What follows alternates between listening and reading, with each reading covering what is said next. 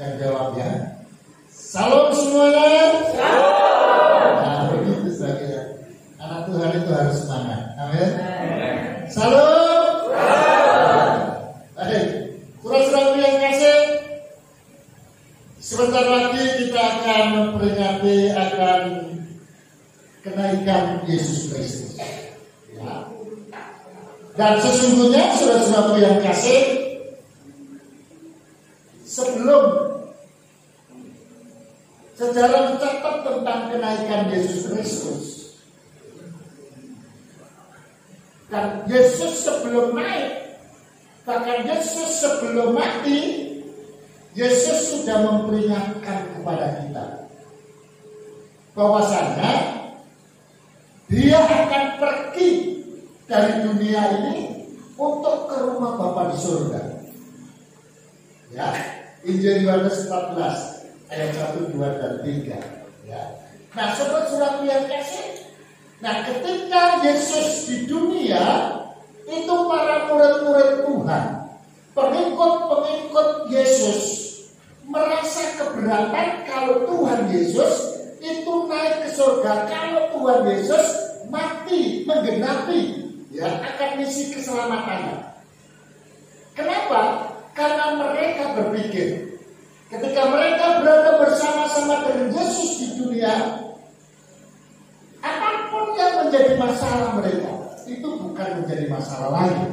Ya, kenapa? Karena Alkitab mencatat semua orang yang datang, ya, baik orang yang datang sendiri maupun orang yang datang dibawa oleh teman-temannya, ya, oleh karena sakit dan lain sebagainya, Alkitab mencatat tidak ada satupun yang kembali dengan sia-sia, yang kembali dalam keadaan sakit. Tapi Alkitab mencatat semuanya sembuh.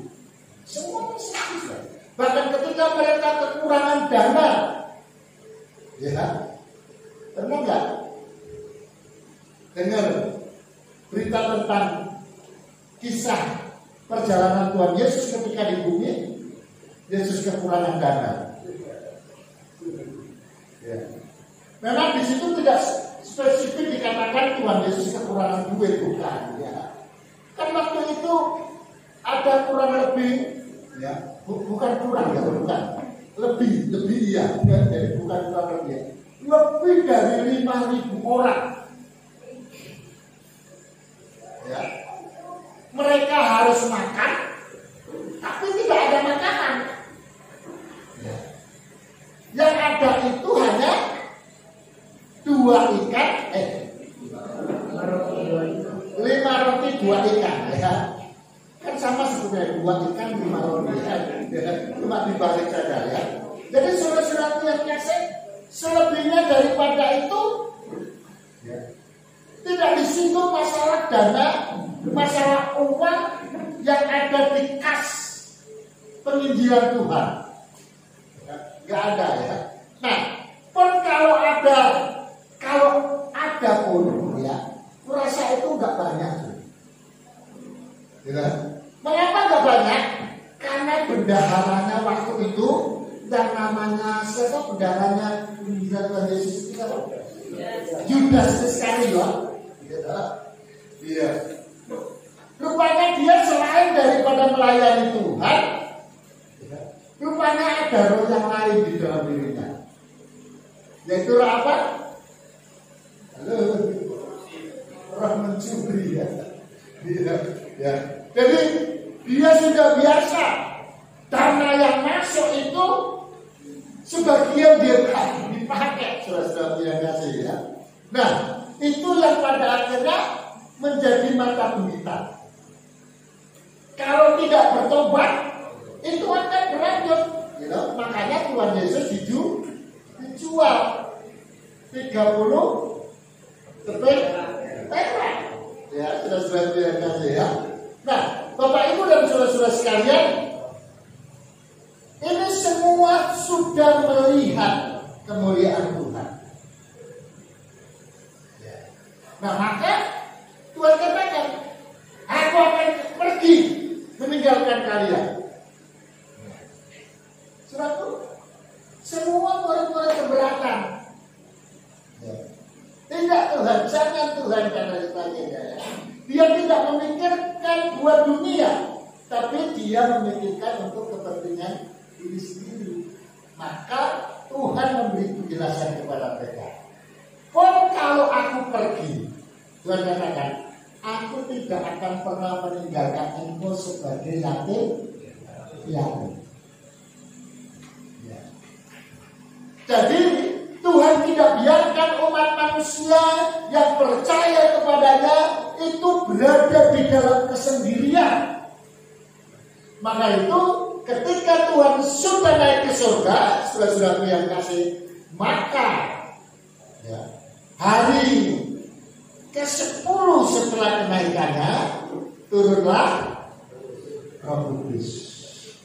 Ya, saudara, Roh Kudus itu yang adalah Allah sendiri, yang adalah Yesus sendiri, tapi dia dalam bentuk roh, dia tinggal di dalam hati setiap orang percaya.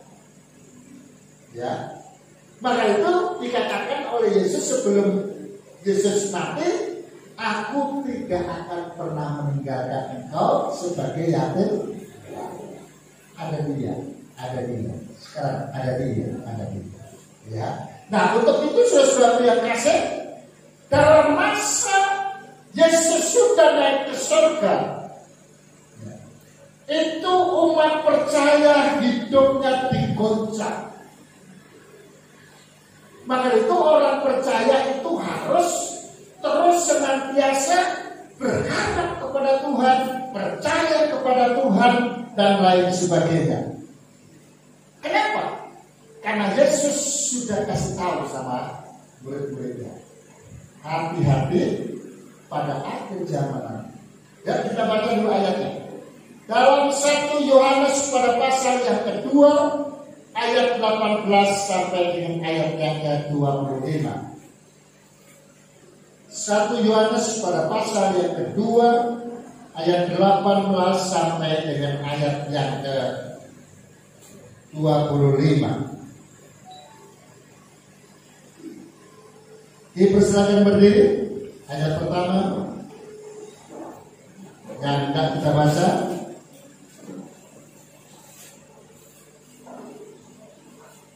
Tema yang ada di situ adalah antikristus. Secara responsorial saya akan bacakan ayat yang ke-6 sudah sekalian ganjil, dan ganjil terakhir 25 baru kita baca bersama-sama. Demikianlah firman Tuhan. Anak-anakku, waktu ini adalah waktu yang terakhir, dan seperti yang telah kamu dengar, seorang antikristus akan datang. Sekarang telah bangkit banyak antikristus. Itulah tandanya bahwa waktu ini benar-benar adalah waktu yang terakhir. Memang mereka berasal dari tetapi mereka tidak sungguh-sungguh bermasuk kepada kita. Sebab jika mereka sungguh-sungguh bermasuk kepada kita, niscaya mereka tetap bersama kita. Tetapi hal itu terjadi supaya menjadi nyata bahwa tidak semua mereka sungguh-sungguh bermasuk kepada kita. Tetapi kamu telah beroleh pengurapan dari Yang Kudus, dan dengan demikian kamu semua mengetahuinya.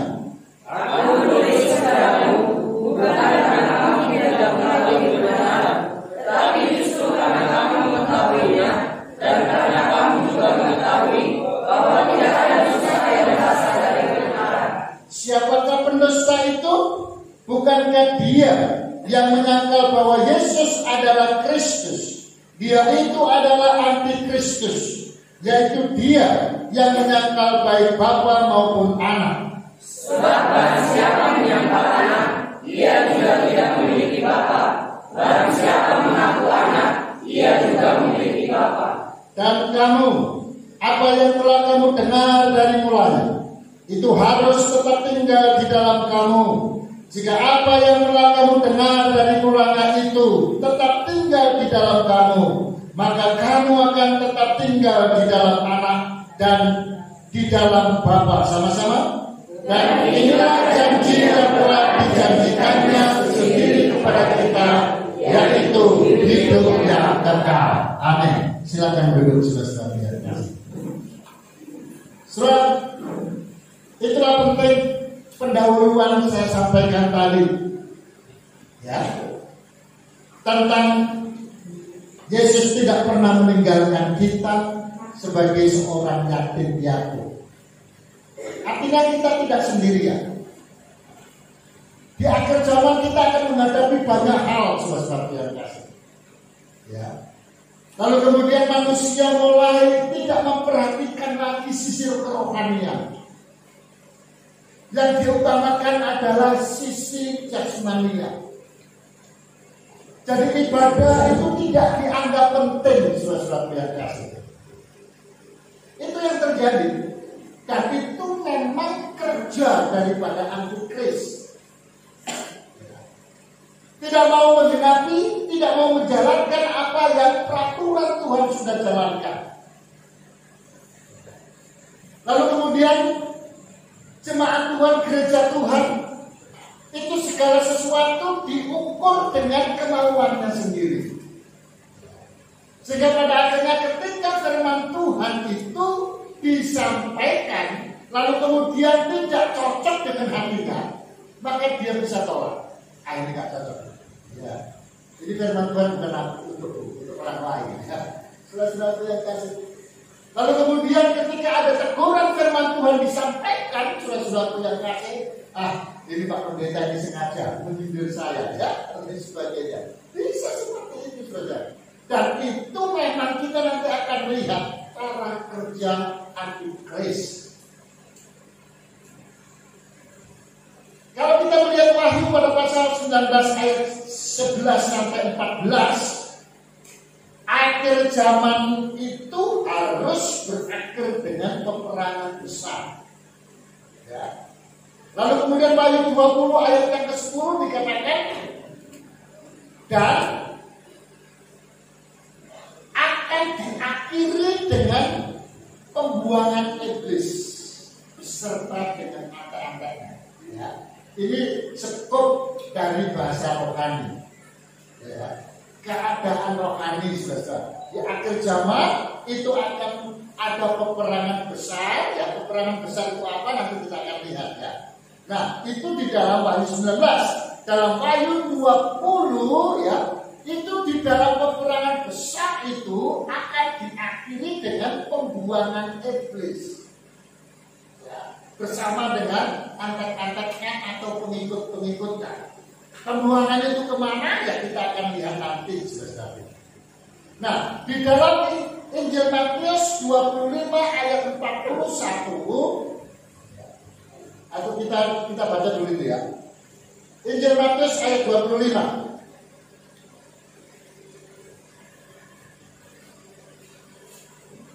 Injil Matius pada pasal 25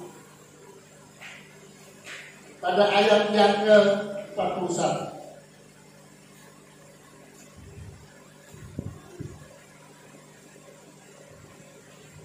Ayo kita baca bersama. Injil Matius 25 ayat 41. Oke. 2, 3. Dan dia akan berkata juga kepada mereka yang di sebelah kirinya, "Kenalah dari hadapanku, hai kamu orang-orang terkutuk, kenalah ke dalam api yang kekal yang telah disediakan iblis dan malaikat-malaikatnya." Ya, kan bisa dibaca selanjutnya, ya.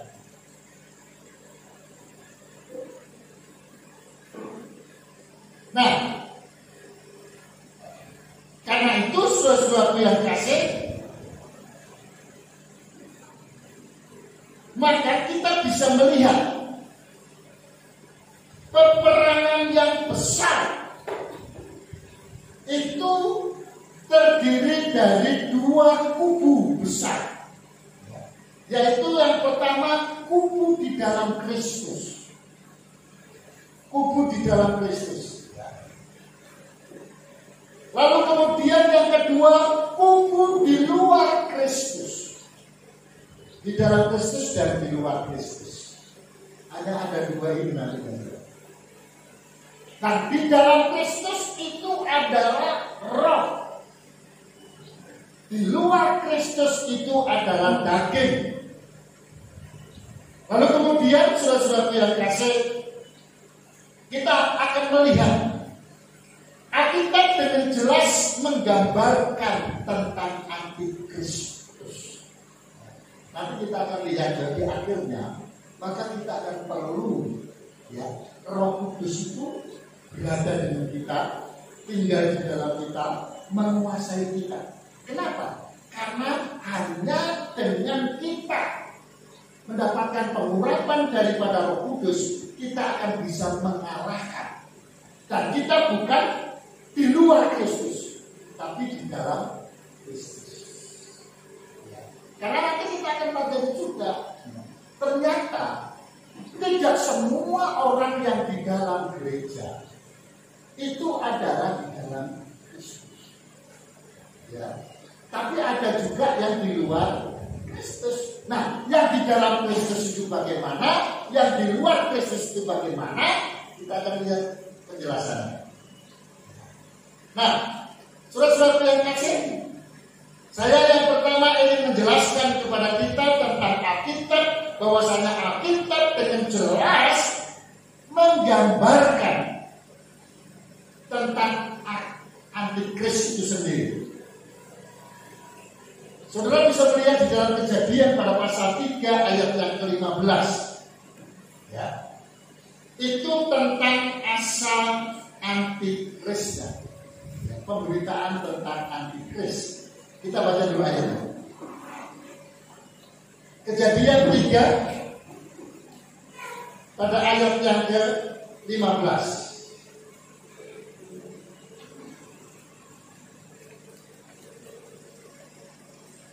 Kita mencatat Kejadian 3, 16, 2, 3. Aku akan mengadakan permusuhan antara engkau dan perempuan ini, antara keturunanmu dan keturunannya. Keturunannya akan meremukkan kepalamu, dan engkau akan meremukkan kumitnya. Saudara, ini adalah sebuah nubuatan. Perkataan Allah yang dicatat agar kita memahami, agar kita mengerti siapa sebenarnya antikris. Ya. Saudara, anti. Tahu apa artinya anti?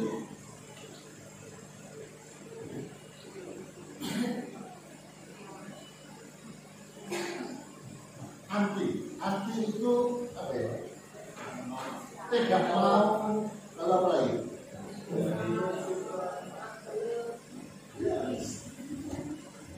Nah, Kris atau Kristus itu berbicara tentang Yesus.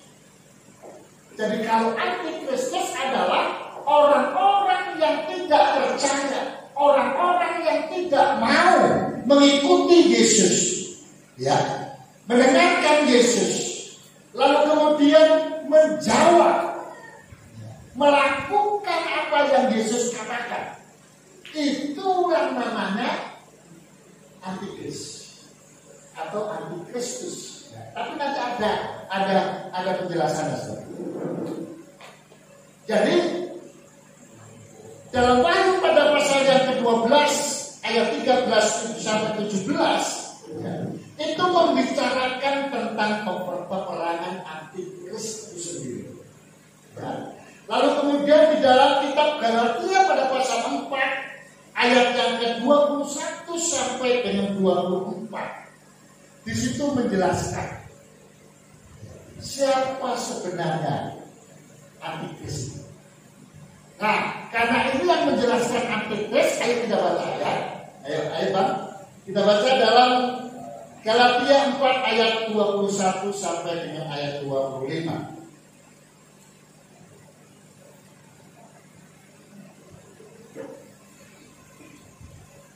Galatia 4 ya.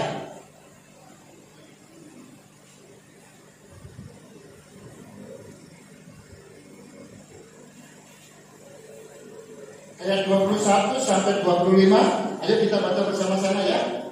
2, 3. Katakanlah kepadaku, hai kamu yang mau hidup di bawah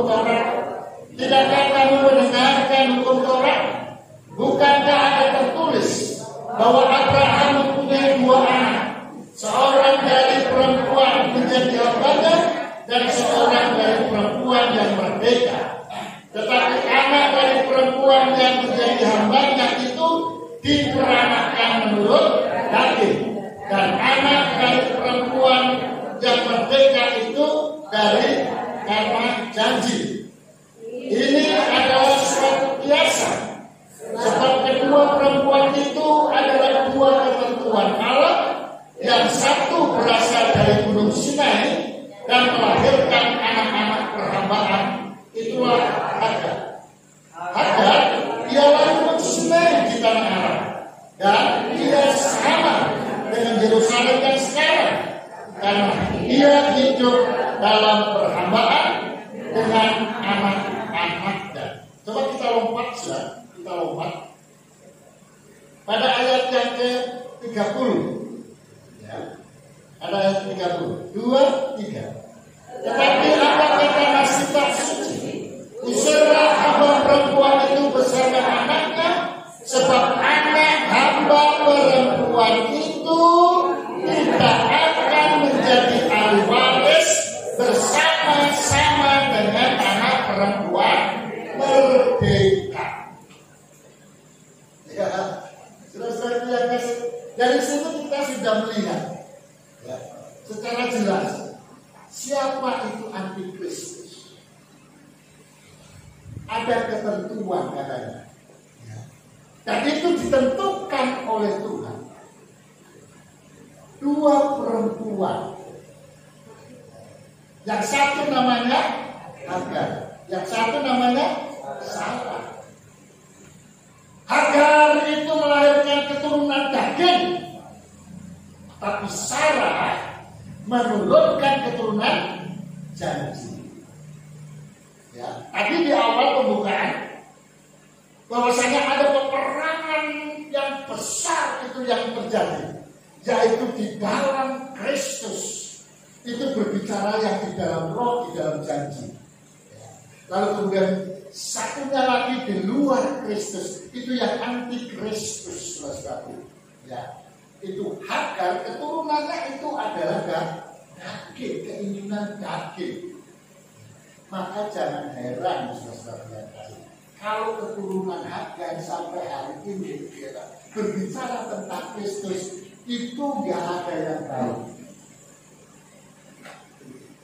kecuali sebagian orang saja yang sudah dijamah oleh Tuhan.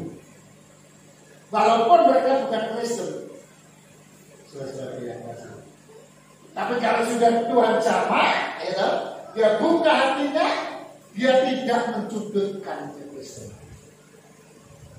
Tapi pada dasarnya secara umum kita mengatakan, dan kita lihat di dalam ayat yang ke-30, yang mendapatkan ahli waris yang bisa masuk surga itu adalah keturunan roh atau keturunan janji. Itu kalau kita lihat kesimpulan tentang antikristus, orang-orang yang tidak percaya kepada Yesus akhirnya itu binasa. Tapi orang-orang yang keturunan janji, orang-orang yang percaya kepada Tuhan, itu yang akan masuk, saudara-saudara yang kasih. Lalu kemudian saya ingin mengajak kepada kita semua untuk mengetahui siapakah sebenarnya antikristus itu. Kalau saudara perhatikan pada ayat yang ke-18, kitab perikop kita yang kita pakai landasan kan di dalam 1 Yohanes pada pasal 2 ayat 18 sampai 25, ya, ayat pertama yang kita baca tadi. Nah, di dalam ayat yang ke-18 itu tercatat di situ bahwasanya antikristus itu sudah ada namun belum nyata. Ya, tapi orang yang benci sama Kristen banyak. Ya,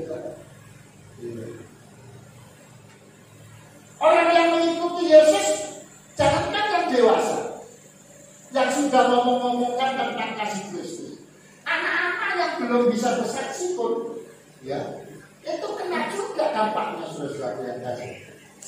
Waktu dia Abigail, ya, waktu kami tinggal di Pasar Tiga, saudara-saudara yang kasih, dia masih kecil-kecil, masih TK kami tinggal di sana. Kami, anak-anak ini masih TK, saudara-saudara. Ya. Itu kena dampaknya. Padahal dia nggak pernah datang ke sampai ayo percaya kepada Tuhan Yesus, tidak ada, saudara-saudara yang tadi. Karena mereka adalah antikris, saudaraku yang kasih, masih anak kecil. Anak-anak kecil, mau beli bonbon, itu kan kedelian. Mau beli bonbon, ya sama beli buat kecil-kecil. Ini yang begitu. Anak kafir, dia dan sebagainya, ya. Sebab itu pada kenyataannya belum nyata. Yang kedua, di dalam ayat yang ke-19 di situ dicatat antikris itu berasal dari kita. Makanya tadi saya bilang, tidak semua jemaat orang yang datang ke gereja dulu, ya, itu semua di dalam Kristus. Ada juga yang di luar Kristus. Caranya lihat bagaimana? Sebetulnya gampang. Bahasa Alkitab itu kan ada domba, ada serigala yang berbulu domba. Kalau kita lihat secara kesehatan, mungkin kita akan kesulitan. Ya, kenapa? Karena bulunya sama. Bulu domba. Nah, padahal kita nggak lihat di dalamnya apakah itu domba atau serigala. Maka itu bisa dilihat dengan ketelitian. Lalu kemudian kebijakan ketika kita memahami tentang firman Tuhan.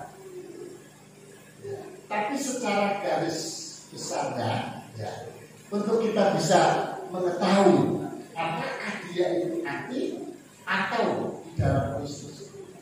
Yang jelas pokoknya kalau tidak menolak Yesus, ya, mengikuti ajaran Yesus, nah, itu yang di dalam Yesus, ya.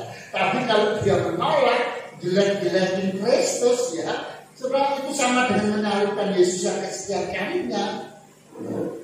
Tapi itu yang dimaksud salah satunya. Lalu kemudian yang lain, ini secara tanda kutip, saudara. Apakah semua orang yang bergereja itu adalah orang-orang di dalam Kristus atau di luar Kristus? Maka ada dua kemungkinan, saudara. Orang Kristen yang baru atau orang Kristen yang lama.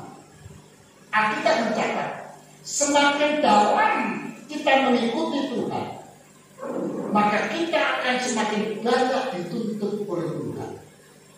Artinya apa? Ketika kita berada di dalam lingkungan kerohanian, maka sama seperti jasmania kita, saudara yang kasih. Ketika kita menjadi manusia, itu dimulai dari kita bayi, kanak-kanak, remaja, pemuda, dan dewasa. Tentu kita tidak akan setuju kalau ada orang datang ke dunia, gitu, tahu-tahu dia menjadi dewasa, gak pernah jadi anak-anak. Loh, kalau dia datang langsung dewasa lewat mana? Kalau lewat terakhir pasti melalui bayi, sudah yang kasih. Jadi ada ketingkatan kedewasaan seseorang. Maka ketika menjadi anak-anak, gitu, orang tua untuk kita gak banyak. Apa bayi lahir lalu kemudian bapaknya bilang, cepat kamu ke ladang. Mereka gak mungkin juga. Kita bisa mendengar dia menangis, itu sudah puji Tuhan, saudara-saudara. Karena kalau ibu-ibu melahirkan, suami melihat istrinya melahirkan, tetangga bukan melihat, ya, bukan melihat, ya, di luar ruangan sudah punya kasih. Ketika tidak melahirkan, apa yang ditunggu? Tangisan.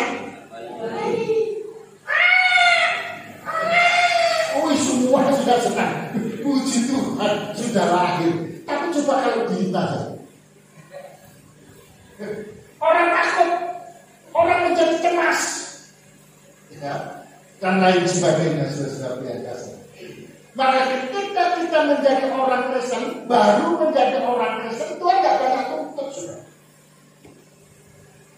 Cukup engkau percaya kepada Yesus, tinggalkan kebiasaan lamamu walaupun belum ada waktunya karena mati, saudara.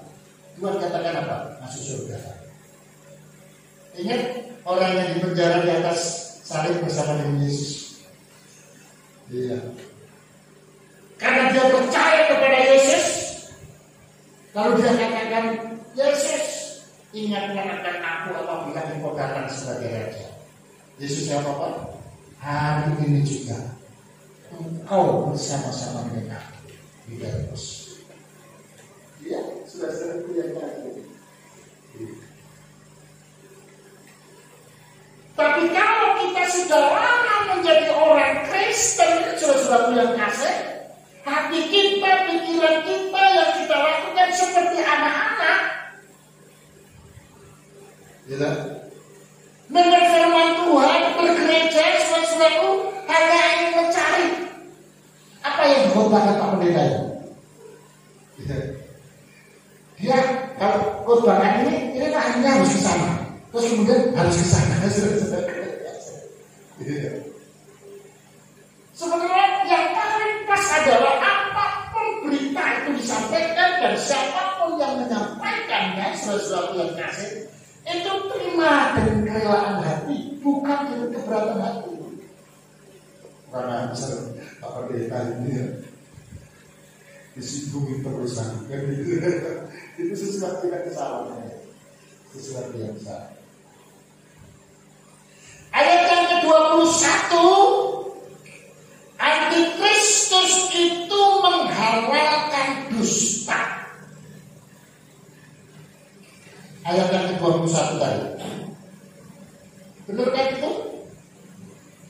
Coba 1 Yohanes pada pasal yang ke-2 ayat 21.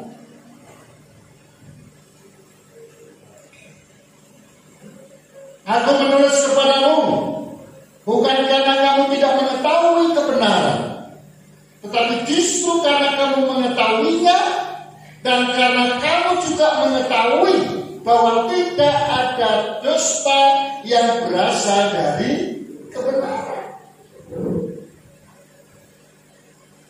Tapi antikris itu menghalalkan dusta. Gak apa-apa, minggu ini kamu bisa datang dalam pertemuan ibadah. Padahal tidak mencatat, jangan tinggalkan pertemuan ibadah. Ya. Oh, gak apa-apa, ini opung kan datang, ya. Iya. Apalagi apa namanya kalau paman itu namanya?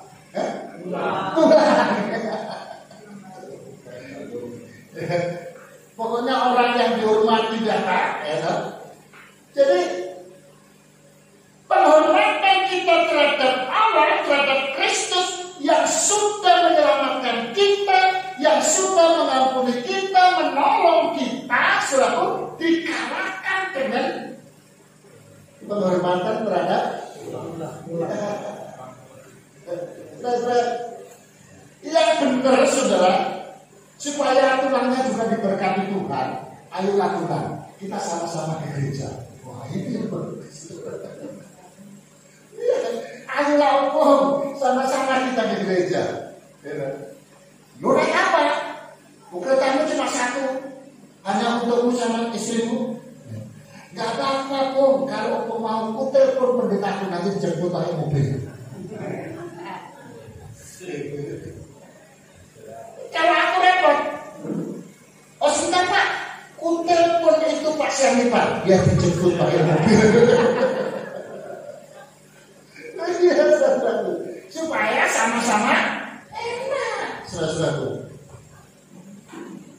Yang selanjutnya, pada ayat yang ke-22, saudara-saudaraku yang kasih, Antikristus itu menyangkal kekristusan Yesus. antikristus itu menyangkal kekristusan Yesus.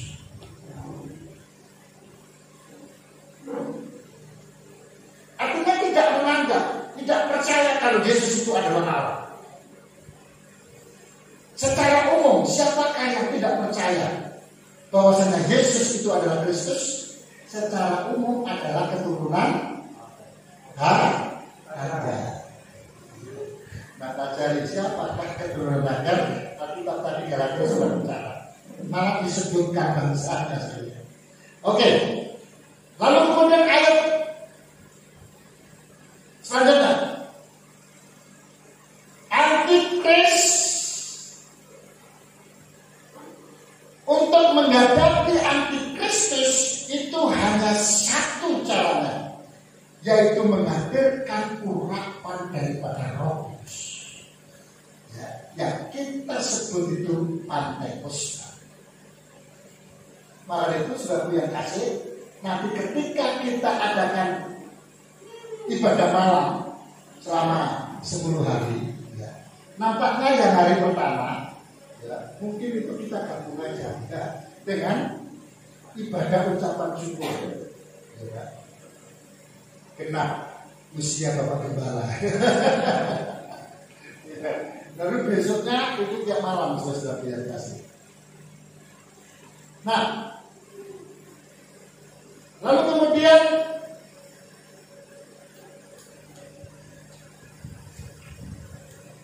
Roh Antikristus itu muncul di akhir zaman, berfungsi, misinya adalah yang pertama memisahkan orang percaya dengan kasih Kristus. Yang kedua mendatangkan kekecewaan dan sakit hati. Nah, makanya kalau orang Kristen yang sudah sakit hati itu harus hati-hati. Kikis. Jangan-jangan nanti masuk dari Antikris. Ya, saya bentar hati ya, tapi aku deh. Ya, buang saja itu ya. Lalu kemudian kekecewaan, karena kecewa ya, apapun yang diputuskan di gereja kecewa ya, dan lain sebagainya. Ya, jangan ya. Nah, lalu kemudian membuat orang percaya mentuhankan uang dan material. Apa-apa diukur dengan duit. Akhirnya persembahan pun diukur pakai duit. Salah itu ya. Kalau belajar tentang keuangan gereja, kalau belajar tentang persembahan, tentang perpuluhan, tentang hasil hulu dan lain sebagainya, itu sebuah kewajiban. Kalau dilakukan, itu mendapat berkat. Kenapa? Karena itu wajib hukumnya, bukan sunnah, bukan. Ya. Wajib itu adalah harus dilakukan. Kalau dilakukan dapat pahala. Gitu. Tapi kalau satunya itu tadi, ya boleh dilakukan, boleh tidak. Ya, dilakukan, nggak dilakukan juga apa-apa, gitu. Dilakukan dapat pahala. Tapi ini kan hukumnya wajib, gitu. Lalu kemudian wajib selanjutnya adalah barang siapa memberi akan diberi, beri banyak akan diberi banyak, beri sedikit akan diberi sedikit, tidak memberi akan tidak diberi.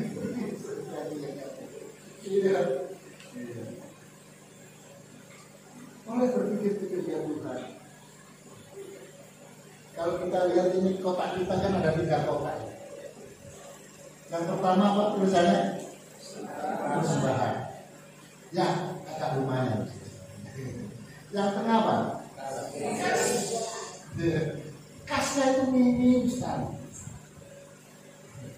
Ya, kalau perpuluhan itu lain-lain juga. Kalau kemudian ada satu lagi biasanya di sini, apa?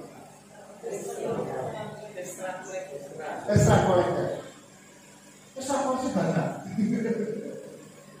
Jadi extra kolektor itu kalau dihitung dibandingkan dengan kolektor dengan kas itu jauh sekali. Ya, aku pernah lihat tuh di extra kolektor ada yang 50.000, ada 20.000, ada 10.000. Ya, ada 5.000, 2.000 yang banyak. Tapi yang dikasih ini gak pernah lihat ada 50.000. Sehingga pada akhirnya apa saudara-saudara yang kasih? Ya. Sampai hari ini nggak bisa beli senar kita. Senar kita itu yang kita pakai doa penamsafaan, kita pakai doa apa namanya? Puasa, kebaktian rumah tangga ya. Itu senarnya hilang 2 itu. Padahal senarnya ada berapa? 6. Jadi main cuma 4 senar. Itu pun senar 1, 2, 3, 6. 4 banyak ya. Nah, ini sebuah kewajiban saudara yang kasih. Ya, maka dulu, ayo saya ajak untuk kita semua memperhatikan kita punya S. Nah, lalu kemudian saudaraku menjadikan karakter dan sifat menjadi jelas itu antikris. Ya. Jadi Bapak Ibu, saudara-saudara sekalian, kalau kita bergereja, ya, kalau dulunya terserah saudara. Saudara dulunya jahat, tak masalah. Ya. Saudara dulunya itu gak karu-karuan, ya. Oh apa yang jelas-jelas itu, ya terserah. Tapi kalau kita sudah beribadah kepada Tuhan, kita sudah masuk di dalam pertobatan, kita sudah masuk dibaptis sesuai dengan baptisan Kristus, saudara-saudara yang kekal, maka ada perubahan. Harus ada perubahan. Karakter kita, sifat kita bukan menjadi jelek, ya, justru menjadi baik, dan itu akan menyentuh pada inti kehendak Tuhan agar kita bisa menjadi saksi Kristus. Nah, si Tanggungan sudah bekerja sekarang, nah ini bapak aja. Hidupnya jadi kesaksian coba. Kalau pasti kita teman-teman akan ikut bergereja. Ya, bisa. Atau siapapun di antara kita bisa saja, saudara. Ya. Nah, menaruh ketidakpercayaan pada firman dan kuasa Kristus. Itu misi daripada iblis. Menaruh ketidakpercayaan kepada firman. Firman disampaikan, itu hanya obrolan. Firman Tuhan disampaikan, dalam Yesus ada kuasa. Apa mereka gak sembuh-sembuh.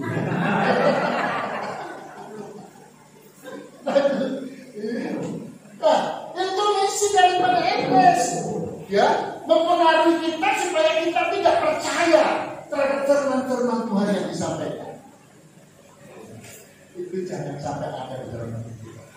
Ya, bohong kita, nggak kata seperti itu. Salah ya. Itu adalah misi daripada antikris, mendatangkan perpecahan yang diakibatkan merasa superioritas. Sekarang banyak orang menganggap dirinya hebat, sehingga apa yang dikatakannya, kalau dalam pertemuan, kalau dalam rapat, punya aku yang harus dipakai. Tuh, kalau ada 10 orang sama-sama super dia punya pemahaman, sama-sama hebat dia punya pemahaman, dan sama-sama ingin pendapatnya yang diterima. Loh, ini 10 orang pendapatnya berbeda, lalu sama-sama katanya hebat, harus diterima semua, padahal yang diambil cuma 1.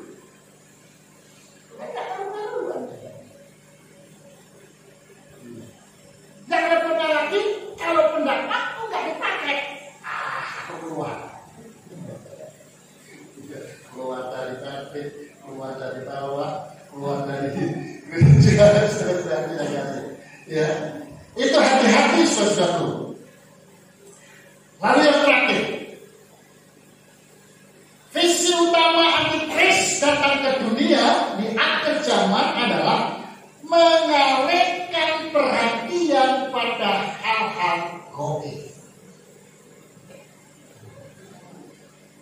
Aku nggak tahu bukan film acara apa di situ yang pakai semacam notis itu.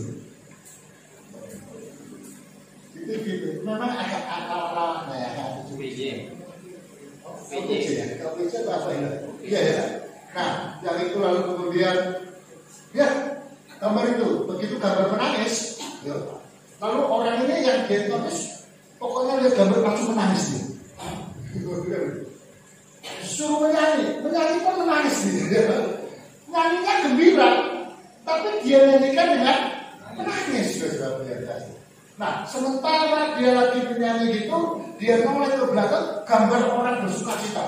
Langsung sontak dia bersuka cita. Terus lagunya berubah total. Dan itu akan mempengaruhi banyak orang yang nonton, saudara. Ada di gerbang. Kalau sudah kuat ya kita bisa tahan. Tapi enggak, kadang-kadang kan masuk dalam pikiran. Itu hal-hal yang ya. Kesimpulannya, sebagai orang percaya, saudara, ingatlah 1 Yohanes pada pasal 5 ayat 4 dan 5 jelas karena prinsip akhir zaman adalah, perhatikan, jika kita tidak mengalahkan, ini kan peperangan saudara. Jika kita tidak mengalahkan, maka kita akan dikalahkan. Kita tanam dalam pikiran kita. Kita sedang menghadapi peperangan rohani. Ya. Maka ini kita tanamkan.